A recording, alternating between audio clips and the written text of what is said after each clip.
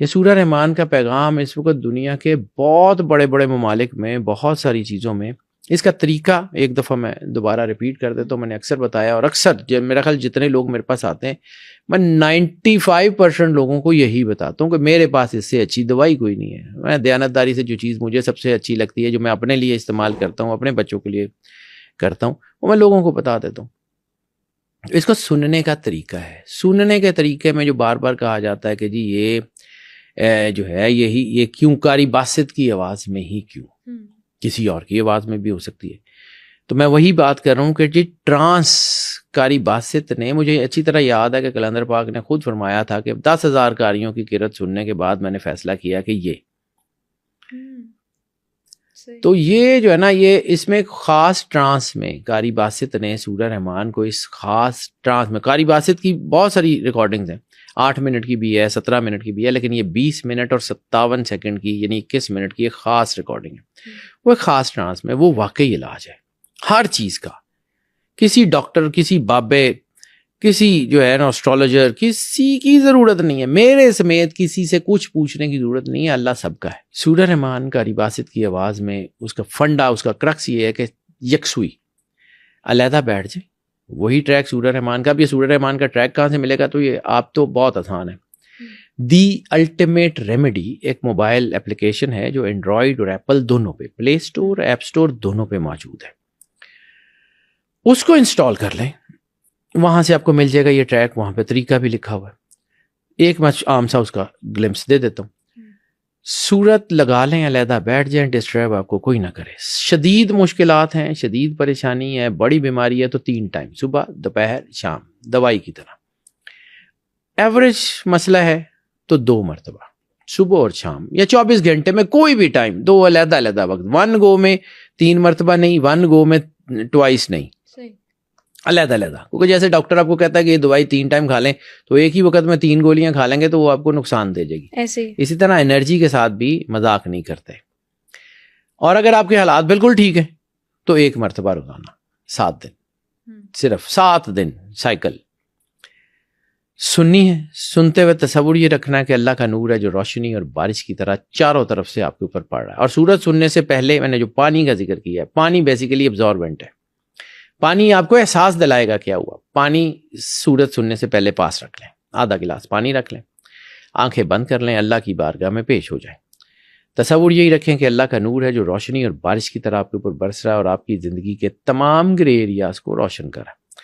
سورت ختم ہو جائے، آنکھیں کھولیں، آدھا گلاس پانی جو سورت سننے سے پہلے رکھا ہوا اس کو اٹھائیں، دوبارہ آنکھیں بند کر لیں. اب بند آنکھوں سے دل میں صرف 3 مرتبہ اللہ کو جتنے پیار، خلوص، محبت کے ساتھ پکارا جا سکتا ہے، دل میں 3 بار اللہ اللہ اللہ کہیں اور وہ پانی پی لیں. پانی یا تو میٹھا ہو چکا ہوگا، دل کی تسلی والا نہیں، سچ مچ کی مٹھاس ہوگی، یا اس میں خوشبو ہوگی، بڑا لائٹر سا ٹیسٹ ہوگا، ایک بڑی خوبصورت سی فریگرنس ہوگی اس کے اندر، یا پھر وہی پانی زمزم بن چکا ہوگا جیسے زمزم کا تھکر ٹیسٹ ہوتا ہے. تینوں میں سے کوئی ایک کام ہو گیا تو اس کا مطلب ہے کہ جس اللہ نے اس پانی کے pH لیول تک کو بدل دیا وہ آپ کی باڈی کے اندر تو سارا کچھ بدل چکا ہے. یہ کر لیں 7 دن. اور اگر آپ کو لگے کہ اس کو ریپیٹ کرنے کی ضرورت ہے تو بار بار ریپیٹ نہیں کرنا، 20 سے 25 دن کا وقفہ دینا ہے. اس کے بعد آپ نے اس کو سننا ہے، پھر اس کو 7 دن سننے کے بعد چھوڑ دیں، اینڈ دیٹس اٹ. اس کے بعد بس اللہ پہ بھروسہ رکھیں، اللہ نے کر دینا ہے. اور دیکھیں ایک چیز یاد رکھیے گا، زندگی میں بھی، دنیا میں آج تک کوئی ایسی لاک کمپنی نہیں ہے جس نے تالا بنایا ہو بغیر چابی کے. ایسے ہی ہے، چابی بنتی ہے پھر تالا بنتا ہے. بالکل ٹھیک ہے. اللہ بھی کوئی بیماری ایسی نہیں بھیجی اللہ نے جس کا علاج نہ اتارا ہو.